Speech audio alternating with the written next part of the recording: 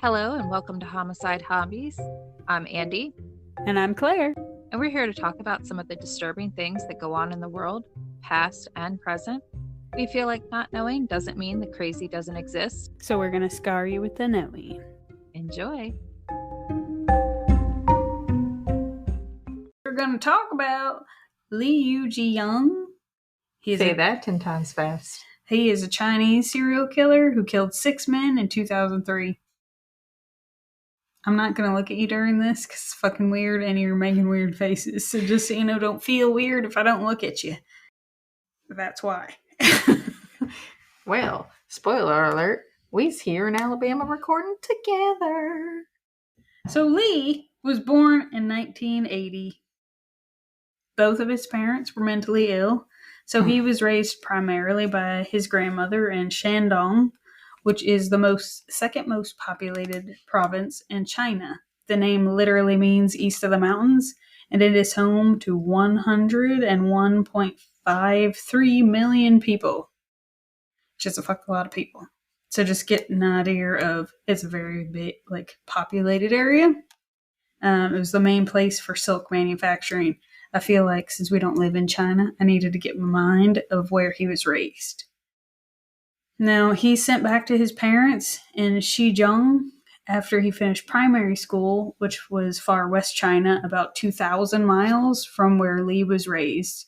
So definitely not a quick trip. Now, he'll go from that very populated area to a rugged mountain area that has the second highest mountain in the world, vast desert basins. He goes from a city place to a rugged mountain area. Rugged and manly. Which also includes, weirdly, I thought it was an interesting tidbit, that it had the second highest mountain, right, in the world. Left. Anyway, so it also, since it has desert basins, it also includes the second lowest point in the world. So it definitely peaks and valleys. Now, it's home to 25 million people, so even though it's a humongous area, it's way less populated. Now, Xinjiang, if you could fit France, Germany, Spain, and Great Britain inside of it with room to spare, or all of Texas, California, Nevada, and Minnesota combined. So, again, it's humongous. It borders 8 countries, but it's lonely. So he goes from polar opposites is what I figure. And mind you, he also goes back to parents that are mentally not right. How old was he when he went back to his parents? Do you know? Like 12. Old enough that's you're in a... I wasn't sure if he's like an older teenager where he's like basically an adult and chooses to go back to his parents, or adolescence. So enough he's time like to in get, the throes of puberty. It's a real great time to change up everything. Yeah. Now, Lee's mother, when he gets going back to her, still suffers from that mental illness, which made her lose her temper, lick things. What? She's a window licker. Yes, and beat Lee when he was around, and for no reason at all. Now, he also She done cleaned the window with her tongue, and he put a fingerprint on it. I was just like, no, I thought it was weird. So Lee went to the grandmother, right? Well, he's got 2 other brothers when he goes back, so I just thought it was weird. They continue to procreate. Unless it was like they realized the 2 oldest were already fucked. So they saved the baby. Were they older or younger? They're 2 older brothers. So I didn't know if maybe she really lost her shit when she had Lee, and since he was a baby went to grandma. But I just thought it was weird that the 2 brothers stayed in that house. It's weird. Now, when he gets back, the 2 older brothers, they weren't raised with him, so they treat him as an outsider and make him feel like he doesn't belong. Do you know how old they were? It doesn't matter. I'm just curious. Well, are they like a lot older?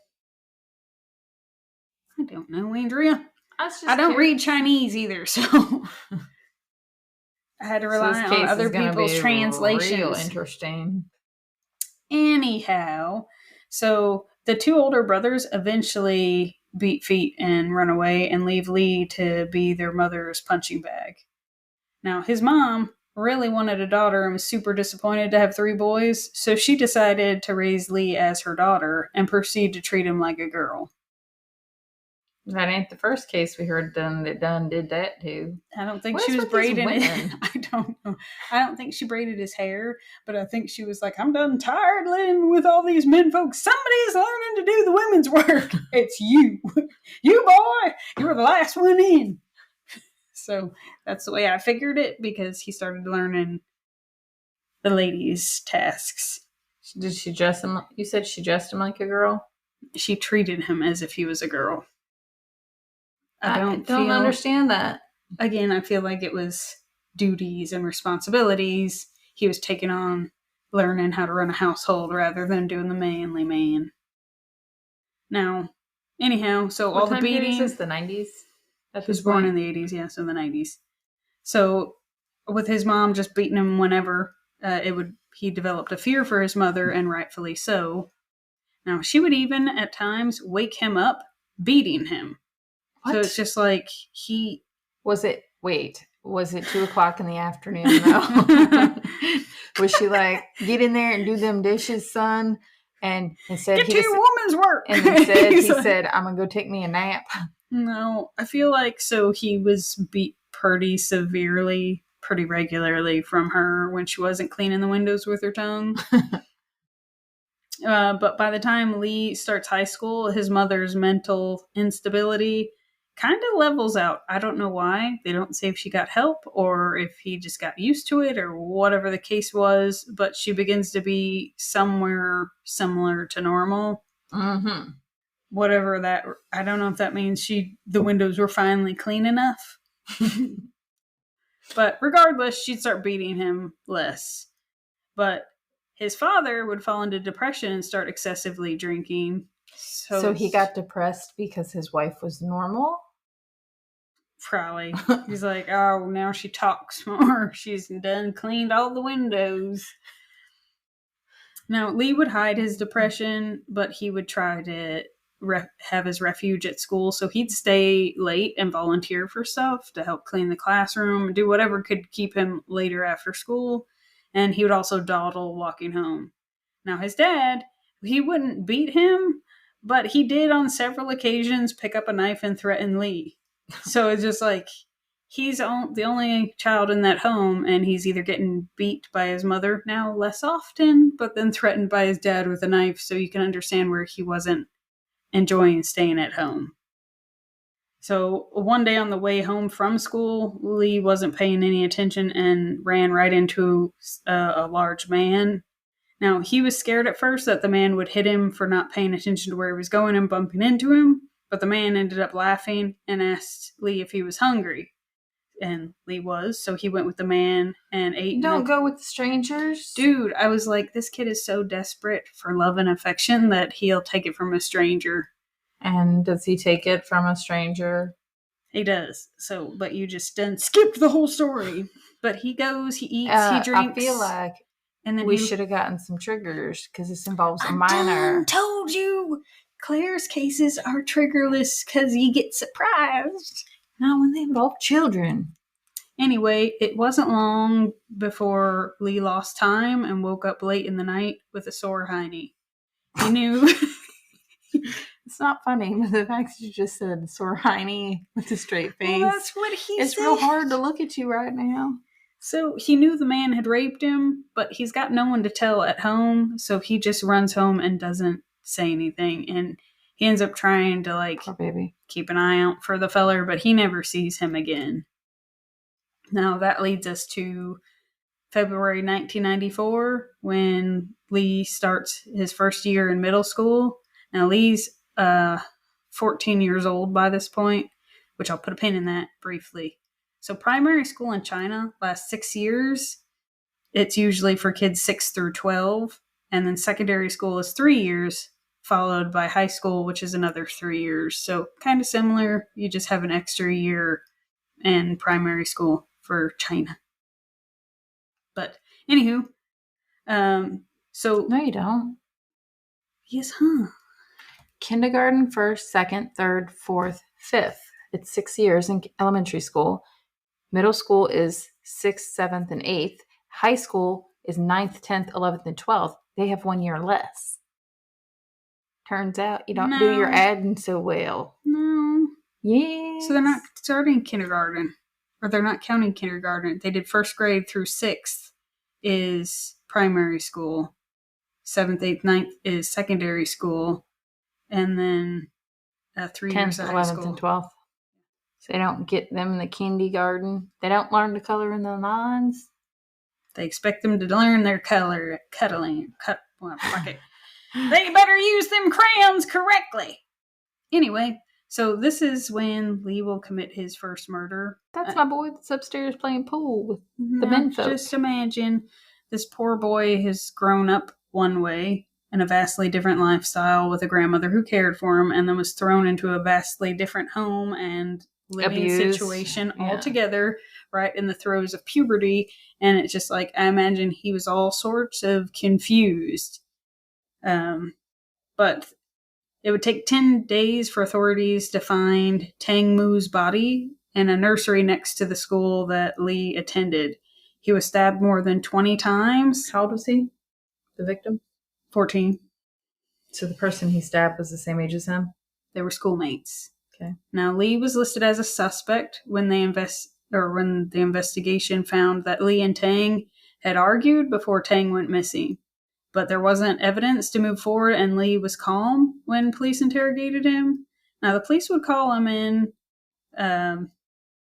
for questioning twice, and each time he was released because they couldn't rattle him.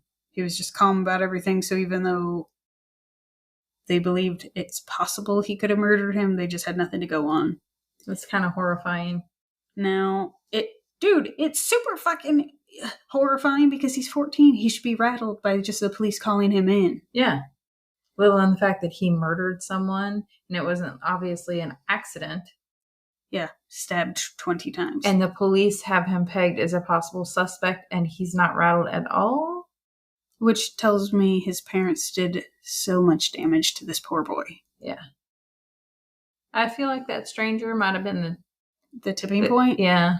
Or as you like to say, the camel that broke the straw's back. Sure fucking was. He broke his honey. That ain't funny. Now, it's when he's arrested later in life that Lee admits to killing Tang. Now, he would say that him and Tang started off as friends until Lee tried to be more than friends and wanted to run down the road of being homosexual. Then Tang, when he realized Lee was putting the moves on him, Tang was repulsed by this, and then their friendship kind of fizzled out real quick, and Tang despised Lee. Now, Lee feared losing Tang and tried to express his love for him and wanting to be together, but that failed, so then he turned to murder to keep Tang silent about the whole situation. So, not to say that he did right. Yeah.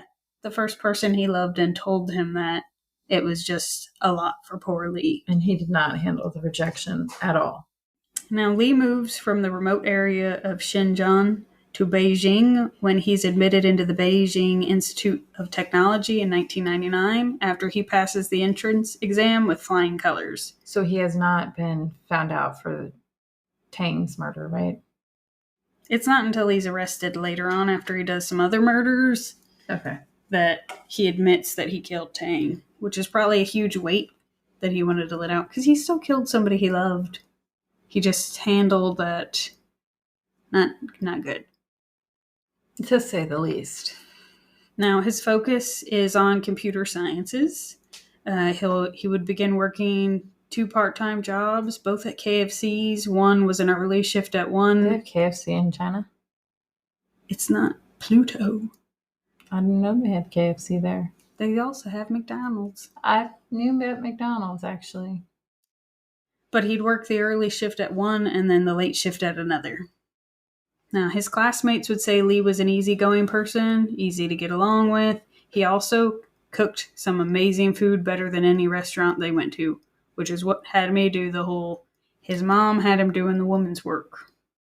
If you tell me that he's cooking his victims and feeding it to other people, no, that's not where this is going. Mad at you. No. Well, I don't know, because I didn't get me no triggers. So I know. That's why you don't know. I got a minor with a sore honey hole and another minor that's been murdered. Well, he's an adult, so you can Well, move now on. he's cooking now something that tastes real good. hole. If it's by choice, yes. Now, his friends would warn him to not work so much, but he didn't want to be around his family and wouldn't say as to why. He would... No, okay. So now that he was living in Beijing, he had internet access and starts to explore. So it's not long... Was it the porn? It's not long before Lee starts to check out porn sites and discovers a gay dating site called Purple Boy.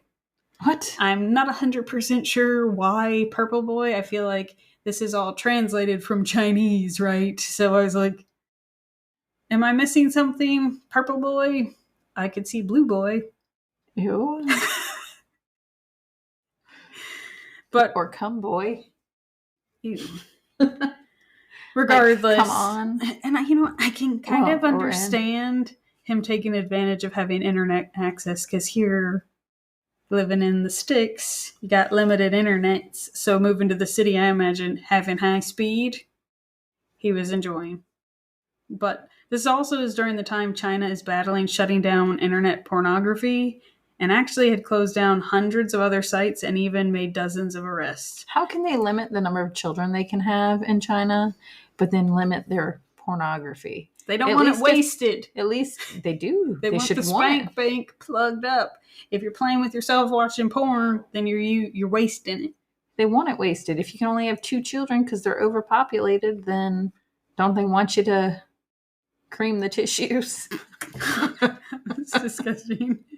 But anyway, they call it the war on porn, but was based on... Pick a new battle, guys. The war was based on China's ethical standard of the young and the subversive potential of the internet, which I find it interesting. I keep stumbling on these cases that are like anti-masturbations. Anyway, so they do believe that it corrupts the youths. They fall into that spanking it mentality, and then they are not productive members of society. Because their hands are busy. Yes, idle hands. They're not idle. Well, so interesting tidbit. They're on cruise control. As of 1997, being gay in China was decriminalized, but it was still a taboo thing, and certainly they don't provide LGBT residents protection from discrimination or even hate crimes based on sexual orientation or gender identity. Now, the government's approach is described as no approval, no disapproval, no promotion. So in recent years, they've also banned LGBT events at all, and also banned showing homosexual relationships on TV, or even showing men in general behaving ways of like women behavior, or anything anything regarded as inappropriate for men. So any of the women's work men folks shouldn't be doing. So they can't even portray a homosexual person, which I think is still pretty crazy nowadays. That was when? You said 97? So it was decriminalized in 1997, but that's as of today. Right now, that's how China handles homosexuality, by really just ignoring it. They want men portrayed on TV as being hyper-masculine and the women being inferior or submissive. Which is funny. By his sophomore year, March 2001, he drops out because between working so much and then his porn/gay chat addiction, his studies ultimately pay the price and his grades slip. Now, fast forward to December 2002, Lee's just working. He's 22 years old. He's at now not KFC, but Ping An Insurance. He also has several people he's talking to on Purple Boy, and 6 of them all decide to meet up one night at a disco that was known for meetups for Purple Boy regulars and just a gay hangout spot. Now, after chatting, they all decide to go to another place to play, which I don't know if that was like a translation thing or they're all doing their disco thing and then... Human centipede style. But they all decide to leave the disco to go play, whatever that entails. Lee follows them into a private residence near the East 3rd Ring Road, where they drank and continued chatting. Eventually, Lee falls asleep while at the table, either because he's drunk or possibly drugged. I don't know. But he falls asleep at the table. He wakes up around 3 a.m.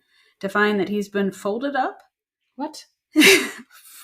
tied up, and hung from a heating pipe in the house, and he's stark naked. The men stripped him naked and took turns raping him, whipping him with whips, burning him with candles and cigarette butts. So 5 other men decided to do this? Correct. Does he murder them? Because I don't feel bad for them.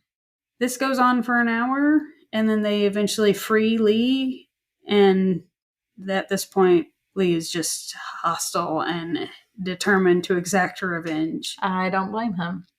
He goes home, which when he's sitting at home pondering all this, he just happens to look over at a 30-centimeter long Spanish saber, which is nearly a foot long, by the way, if you're not good with centimeters, that one of his friends had given him, and so begins the plan for his revenge over the next 6 months.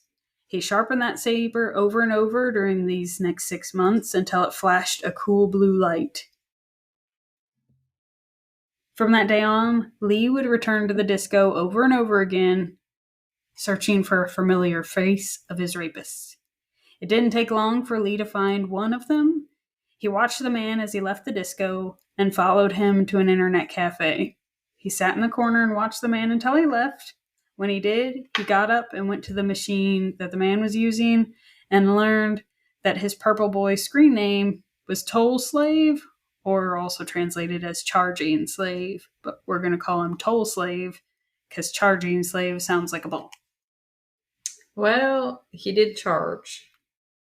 Now, Li went home and immediately went to the chat room that the man had just been in and waited for him to log in again. Wouldn't he have known his chat name because they chose to go meet up? Like, wouldn't he have already known his name? So I feel like... Or did he go with one person, met up with right. a bunch of other people that just happened to be there? He was in a chat. So it sounds like almost like a homosexual MySpace kind of situation of where you can meet and talk to people, and then there's a hangout of where you can get together locally, and then he just happens to be talking to people. I never did that on Facebook. I didn't either, but I'm just saying, I feel didn't like know you could even do that when Facebook was a thing. No, I'm just saying where you can talk to people. Yeah, but you would still know what their name is.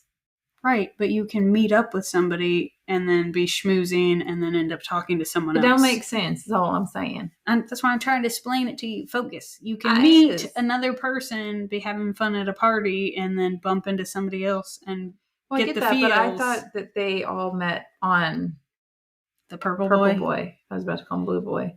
I told you, it makes it better, like Blue Boy. Well, okay, so he met one of them on there. Gotcha. Keep it going. Okay. Tracks him down, hunts him down. Lee goes seeks him out on the Blue Boy website. And logs into the chat room that the man was in and waits for him to log in again. Now, when Toll Slave logs in, they begin chatting and discussing their homosexuality until Toll propositions Li to pay him 800 yen for sex. Now, Li agrees, and they make a date. Now, Li brings his saber to Toll Slave's home. When Toll Slave opened the door, he thought Li looked familiar but couldn't place him. Now, Li was afraid he would recognize him and told him it was fate. That's why he looked familiar. So Li starts putting the moves on him, trying to please him sexually to distract him from looking at his face and doing too much thinking. Now, Toll Slave starts to relax and turn to take his clothes off. Li starts to tie him up, and they do have sex, but then Li grabs the saber and whacks him over the back, and Toll Slave falls to the ground.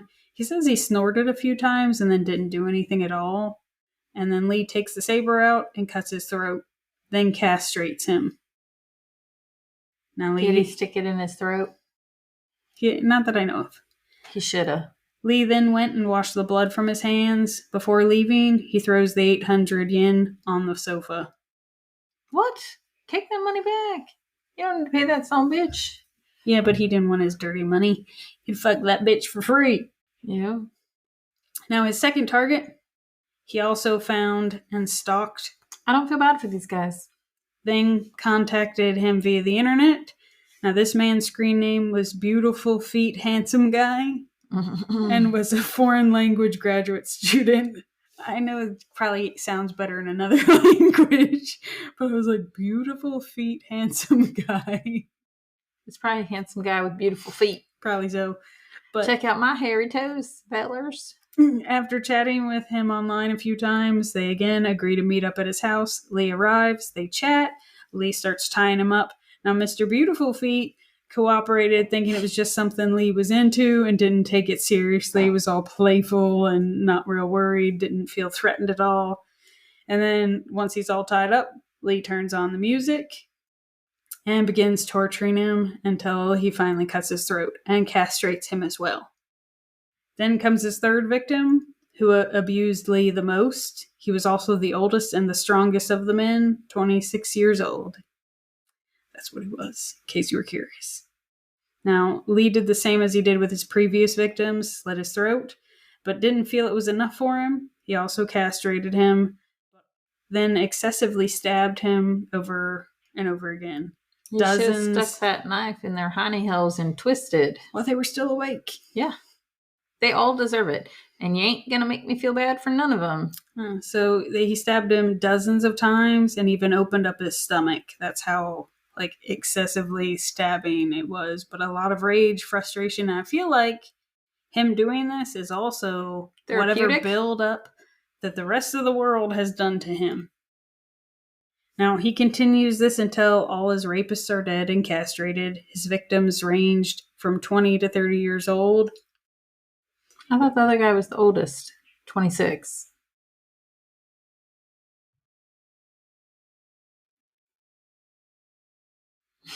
Don't roll your eyes at me. I can see you now. You don't get 20 to 26 then. How about that? It didn't take police long to connect the murders. On April 4th, 2003, the criminal and technical investigators figure out that all the men were on the same dating site and talking to the same person on Purple Boy. They lock in on the area that Lee had been logging in on, and on that afternoon, they find Lee out walking his dog.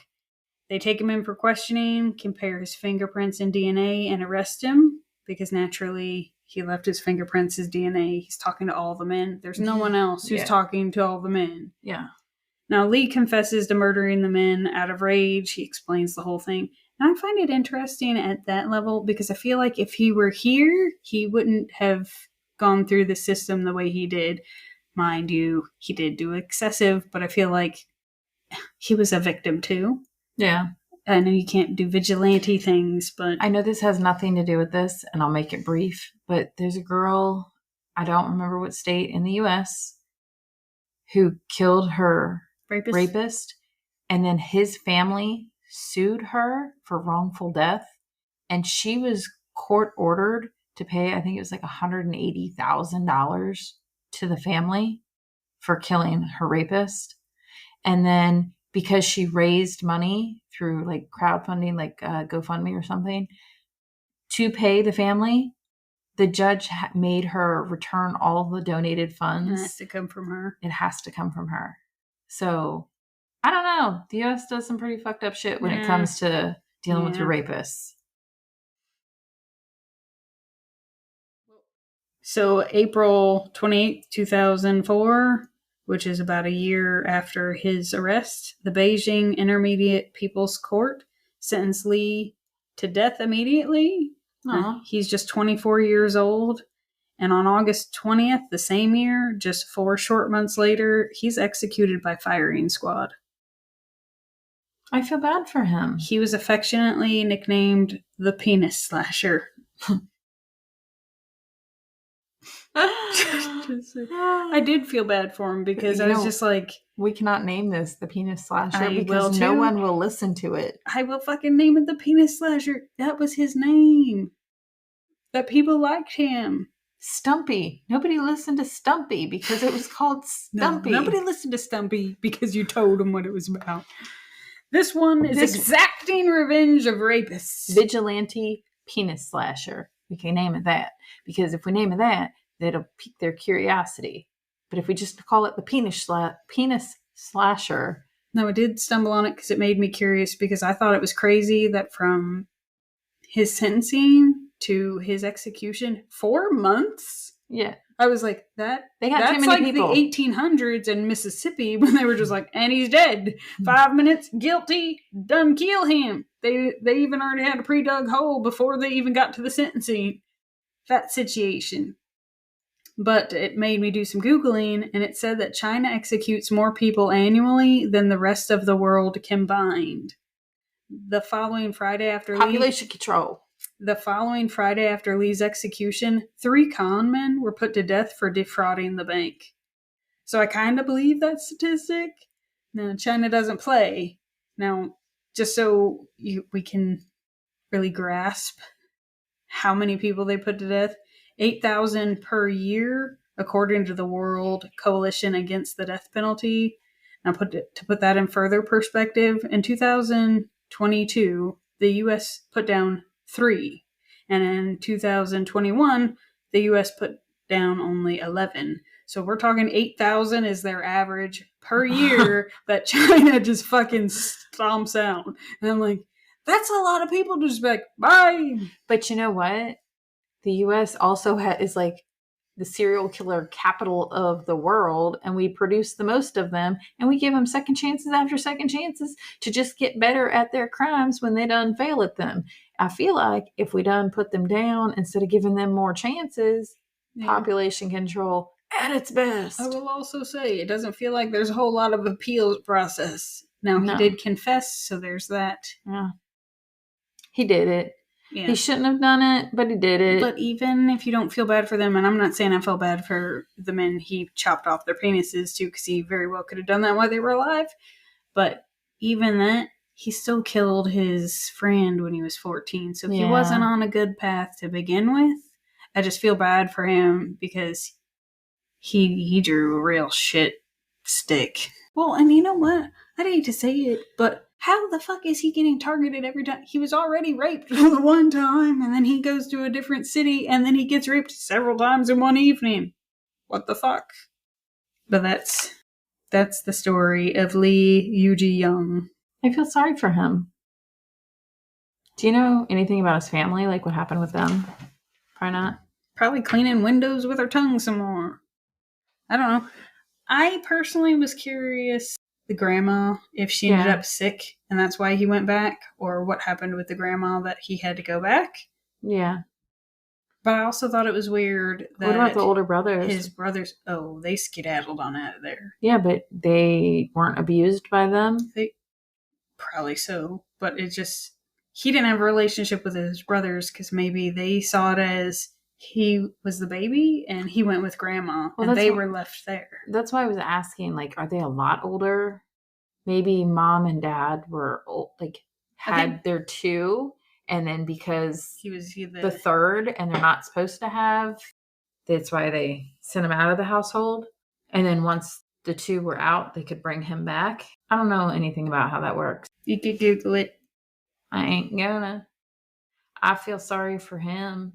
No. I don't feel sorry for his rapist victim people. That's all the time we have for him. That is the dishwasher. I do not feel sorry for them. They're rapists. Dude, I feel sorry for the boy. He was raped so much in such a short life. Yeah. He knew nothing but abuse and rejection. Major brain fart. But in regards to the whole China thing, that from like the 70s to, I think, 2015, there was a limit on how many children could be in the household. Now, mind you, it changed from 1 to 2 to now they're limited to 3. I done knew that. I said that. Or is it lifted altogether? I don't know. But I know it started out that they could only have 1 child, and then far too many people were picking to have a male, since that would be who inherited and who would take care of you in your years and who would have all the things. So then they ended up having too many men in China and not enough of the females, so that wasn't good for the whole procreating. And yeah, they realized it was a sausage fest. Yeah, they were like, maybe let's increase this, because turns out we do need them ladies. So I think with that being the case with poor Li, is that when he was sent to his grandmother's, she already had 2 sons that were with her. So it would make sense if she gives him the boot. That's why she wanted him to be a girl. No, I think that's just some fucking weird shit. But weird, like, so that got me down on to figure out when the whole one child policy thing was, which was in the 70s, which he wasn't born in the 70s.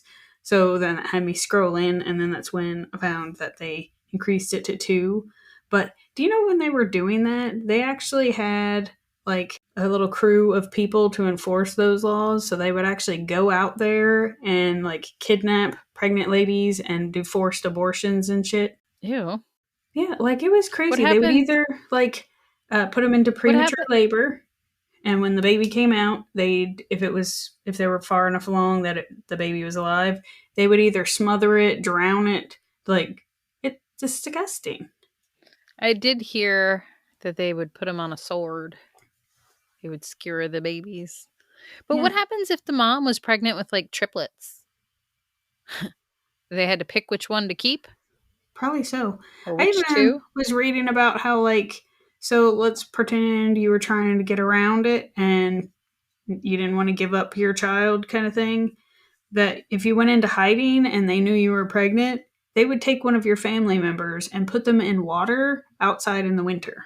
I assume it was an elderly relative, and I assume they probably died, and that's how they reasoned, fine, you want an extra kid, we'll take one of these. But I was reading an article on NPR about this one lady who said that she tried to go into hiding at a relative's house because she didn't want to be forced to have an abortion. She had already had 8. Oh gosh. And I was like, I don't know how many women that's a case for during this chunk. But then I think about Lee's mom being a little crazy. Can you imagine either being forced to have an abortion repeatedly, being like taken away? Like I imagine that like you'd probably go a little nutty too. And then who knows how they were actually doing that shit? Like Yeah, maybe that's they were awful. messing with her head, giving her too much of something. I wonder if she suffered from like a postpartum psychosis because of like all the hormonal imbalances. Yeah. Because even with just having 3 kids, she could have been suffering from that, and that could explain some of her window licking, and that could also explain while as time went by, her hormones eventually leveled out, and that's why she was normal. And she probably also told her husband to keep his pecker to himself because she was done with all of that, and that's So why he got real depressed. I feel like it was probably one of those things you couldn't deny your husband kind of situations. And Which it is was really her messed up. problem to have. But just so you know, that when they had all this policy thing, I know we discussed how vast the country land was. So it was probably easier to hide a child there than it was in the city.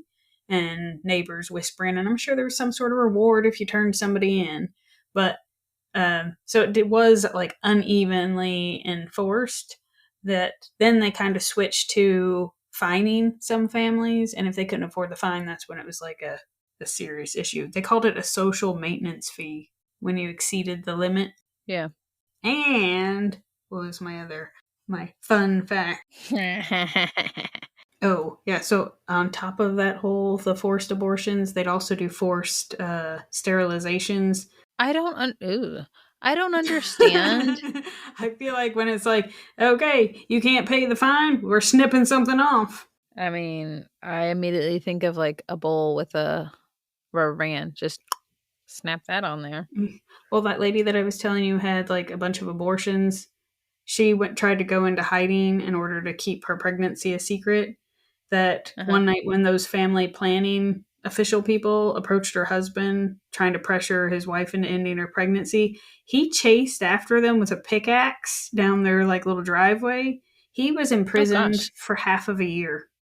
Well, knowing how stern China is with their whole It's murder true. death penalty thing, he's lucky he didn't get the death sentence for that, because if they killed off those 3 bankers for frauding the bank, I feel like chasing after somebody that's doing their job with a pickaxe, you definitely are. I just thought it was horrifying. Okay, so the doctor's strangling and drowning these little babies. What the fuck? Yeah, it's pretty sick. I don't think they were actually doctors. I feel like they were just some sick, Yeah, twisted hired. individuals. They probably were.